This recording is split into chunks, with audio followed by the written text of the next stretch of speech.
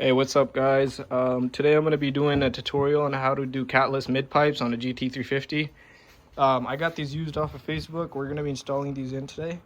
So first you want to just get your car jacked up pretty high, and then you want to go under and break these bolts loose that connect to the cat back right here. And then once you have these loose, I just went through and sprayed PB blaster on all of the 4 bolts that connect the cats to the midpipe. I'll show you guys that once I get under the car. So once you guys get under the car right here, I just sprayed these down in the PB blaster over here and let them sit for a couple minutes. But you want to get yourself, for the driver's side top bolt, I just put my 15mm wrench on the top one, and then I double wrench it to make it easier for myself. So once you do double wrench, you just turn it. I already broke these loose, but once you break it loose, you can just go in and it's pretty simple to turn it. And then same thing for this bottom bolt. You want to just get your 15mm on the end of it, and then get your 18mm wrench, just double wrench it right here, and then you could break it loose. This side I already have broken loose, and then once you guys get both sides broken loose, and you can just take it off easily, then you can go up here. There's a little hook right here where my finger is. This holds the O2 sensor wire right here like this. So you can just push this up and then disconnect it right here.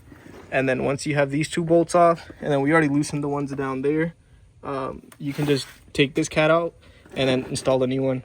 On this side, it's kind of the same except for this other bolt right here. We're going to be hitting that from the top.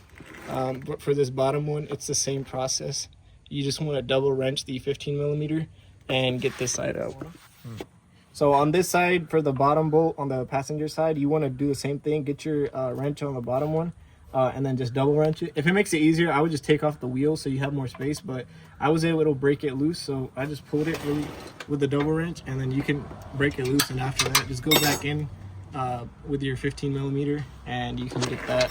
So we broke this bolt loose right here, and now we're going to go from the top to get that top bolt, and then we should be good to drop out this side too. All right guys, so on the top, on the passenger side, I got 2 extensions. I just put them together, and then I got a 15mm on top.